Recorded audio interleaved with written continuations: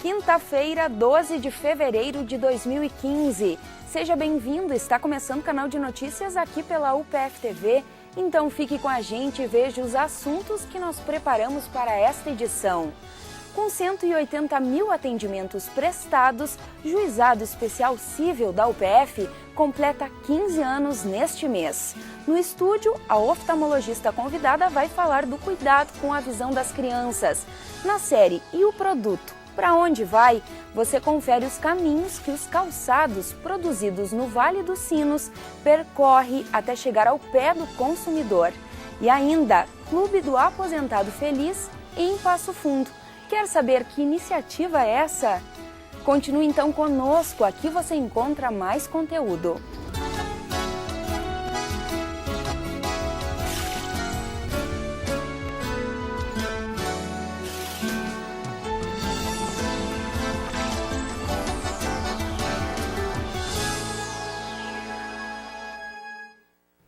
R$ 180 mil pessoas já foram beneficiadas pelo Juizado Especial Cível da UPF. O posto está completando 15 anos e presta, em média, 200 atendimentos por semana.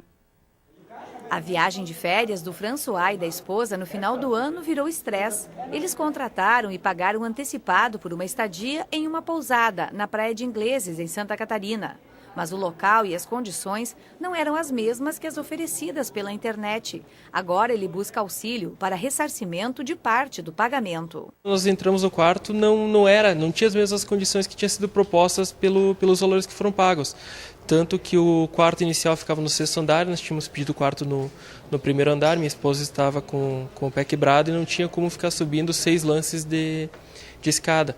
Então nós pedimos para sair, para trocar do quarto, e não houve acordo com a dona da pousada. Então nós decidimos ficar apenas um dia no estabelecimento e vir embora logo depois do feriado para poder... Acabamos aproveitando, na verdade, tudo que era proposto para o final do ano. O Juizado Especial Cível foi criado para tentar solucionar o problema da demora na prestação jurisdicional. No ano de 2000, foi firmado um convênio de criação do posto entre a UPF e o Tribunal de Justiça do Rio Grande do Sul. Vinculado à Faculdade de Direito, o JEC realiza uma média de 200 atendimentos por semana. Cerca de 2 mil processos tramitam atualmente no cartório do juizado. A média de conciliação dos problemas é superior a 30%. As principais demandas são em relação a acidentes de trânsito, cobranças, direito do consumidor e danos morais. É o caso do Felipe. Mandaram 2 cobranças indevidas, né? Porque se eu tinha já devolvido o produto. Aí eles veem essa cobrança, daí agora fui ver, o meu nome está no SPC, né? O atendimento é de graça e auxilia as pessoas a resolverem questões jurídicas de menor complexidade e de valores até 40 salários mínimos. É marcado no mesmo ato uma audiência de conciliação com o autor presente, é feita a citação da parte ré e no dia designado é tentada uma conciliação entre as partes por um conciliador. Esse conciliador é um acadêmico da faculdade que já fez estágio aqui no posto. Se houver esse acordo entre as partes, é elaborado um termo que depois é homologado pelo juiz de direito, presidente do juizado cível. Não havendo acordo, é designada uma audiência de instrução, que será presidida por um juiz leigo. O posto da UPF contribui para uma maior rapidez no andamento dos processos, diminuindo o volume de ingressos no cartório do Fórum, que tem um número alto de demandas. Também foi o primeiro a ter o processo eletrônico implantado no estado. Ele está funcionando como projeto piloto, para depois ser implantado nos demais. Ele é bem mais célere, mais rápido, ele diminui a mão de obra, digamos, para você fazer andar um processo. Diminui o custo também, porque economiza material, economiza tempo. Além disso, agrega benefícios indiretos significativos, como a melhor preparação de futuros profissionais do direito. O João está entre o grupo de mais de 15 estagiários preparados pelo JEC. Para a gente que é aluno da UPF é ótimo, né? Porque a gente pode agregar o conhecimento que a gente ganha na sala de aula com uma parte prática, né? Que a gente faz diretamente a elaboração das petições, das ações e pode pôr isso aí na prática. Então agrega muito o nosso conhecimento. O posto fica no campus 3 da UPF, na Avenida Brasil, no centro da cidade. O atendimento é de segunda a sexta-feira pela parte da tarde. Informações pelo telefone 3316-8542. O Conselho Tutelar de Passo Fundo não está funcionando hoje. O órgão aderiu à paralisação nacional de conselhos tutelares. O ato é em repúdio ao assassinato de 3 conselheiros de Pernambuco. Aqui em Passo Fundo, as atividades funcionam hoje em regime de plantão. Um dos telefones do plantão é o 9998-1051. Vale lembrar que o conselho no município é formado por 2 micro-regiões com 5 conselheiros em cada uma delas. A previsão é que as atividades voltem ao normal a partir de amanhã. A UPF já formou mais de 60 mil profissionais em 46 anos de história.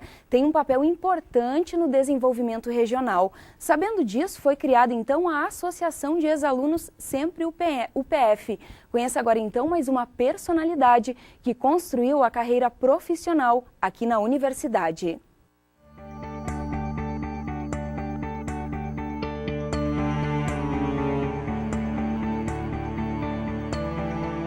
A Universidade de Passo Fundo entrou na minha vida no ano de 1963, quando eu cheguei a Passo Fundo para buscar a minha formação na área da odontologia.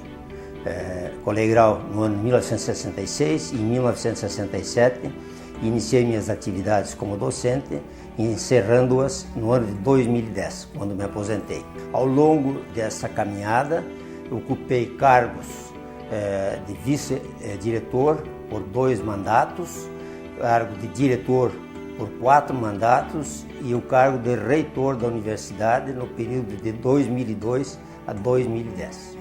A Universidade de Passo Fundo representa tudo na minha vida. Afinal de contas, por uma passagem que estive lá, foram 47 anos, desde a nossa formação profissional até a nossa aposentadoria.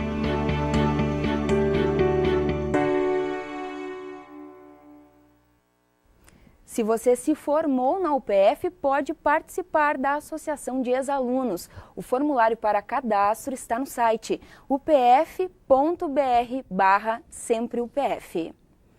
De acordo com um estudo americano envolvendo crianças, mais de 164 milhões de dias letivos são perdidos por causa de doenças infecciosas que atingem os olhos dos alunos. E se você ainda não levou seu filho ou filha ao oftalmologista, saiba que não é necessário esperar muito para a primeira consulta.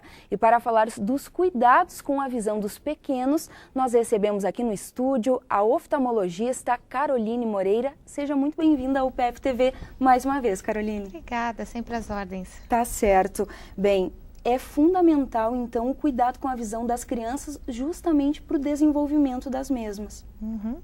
A gente tem, como tu disseste, das doenças infecciosas que afastam as crianças das escolas, a gente tem a principal, as conjuntivites, né? Então, as conjuntivites, elas podem ser de várias causas, alérgicas, pode ser bacteriana, mas a maioria delas são virais. E as virais são facilmente contagiosas. Elas contagiam por 10 dias. Então, a gente acaba que tem que afastar as crianças, senão a gente tem surtos de conjuntivite. Aqui é mais comum a gente ter no inverno, porque ficam ambientes mais fechados. As crianças, é mais difícil de irem lavar as mãos, acabam que o nariz está escorrendo, o olho lacrimeja, então a mão fica mais perto dos olhos e eles têm contato, então acabam transmitindo muito de um para o outro. Então, olhos vermelhos em crianças tem que levar no oftalmologista. Pois é, além dos olhos vermelhos, quais outros sintomas? Que a gente precisa de uma avaliação. Conjuntivite, no caso, né? Isso, de uma conjuntivite, uma sensação de corpo estranho, uma irritação, os olhos vermelhos, acordar de manhã e tá com secreção, não está conseguindo abrir os olhos. De vez em quando as pálpebras ficam um pouquinho inchado ao redor dos olhos. Então, tudo isso são sintomas que nos alertam que tem alguma coisinha errada e é sempre bom a gente, nem que seja pecar por excesso, e levar para ter certeza do que está acontecendo. Doutora, além da conjuntivite, que outras doenças oculares são comuns em crianças?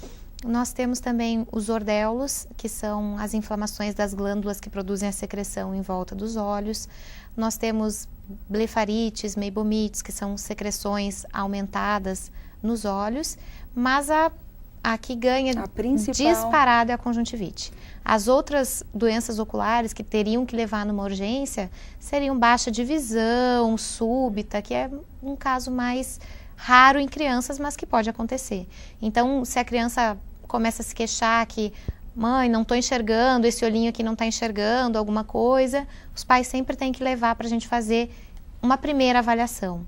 Tá certo. E quais são os cuidados, então, que os pais precisam ter e a atenção justamente para essas crianças em casa? O que eles podem perceber que vai levar, então, ao oftalmologista? Então, a gente tem algumas crianças que acabam que não têm uma qualidade de visão, uma visão boa. Então, em casa, os pais vão ver que elas assistem TV mais de perto. Quando elas vão fazer os temas, elas abaixam, encostam quase no caderno para escrever. Tem algumas que fazem isso por hábito, mas a gente tem que prestar atenção. Ou as crianças que acabam que no fim do dia tem um pouquinho de dor de cabeça, começam a se queixar, porque acabam que ficam o dia inteiro fazendo um esforço para enxergar e chega ao fim do dia elas têm um pouquinho de dor de cabeça de causa ocular. A gente tem várias causas de dor de cabeça e as crianças também são espertas, também gostam de dizer que tem dor de cabeça para não ir na escola. Então, de vez em quando, a gente tem que cuidar um pouquinho. Tem isso também. Tem criança que acorda de manhã com dor de cabeça, então não vai ser óculos. Que de noite sonhando, elas não estavam precisando dos olhos. Tá certo. Então, a gente tem que cuidar um pouquinho. Criança que esbarra muito nas coisas, está sempre se batendo, de vez em quando elas têm um probleminha de visão. A gente tem até algumas crianças que acabam que têm dificuldade de se alfabetizar, vão para um psicólogo, um psicopedagogo, estão fazendo um acompanhamento e cai no oftalmologista depois de 2, 3 anos e a gente vê que era visão. Então, a gente tem casos de crianças que estavam em escolas especiais que o problema era visual. Colocou um óculos e voltou para a classe normal junto com os outros colegas. Então, tem algumas coisas que a gente tem que prestar atenção. Notou que está se queixando, que é mais de uma vez. A professora na escola falou alguma coisinha. Traz que a gente faz uma primeira avaliação. Tá certo. Doutora, muito obrigada pelas suas informações. Um bom dia para você. Obrigada, igualmente. Bom trabalho. Obrigada. Depois do intervalo, nós vamos mostrar o caminho que os calçados produzidos no Vale dos Sinos percorre até chegar no pé do consumidor. E ainda a gente mostra uma iniciativa bem bacana aqui de Passo Fundo, o Clube do Aposentado Feliz. Até já!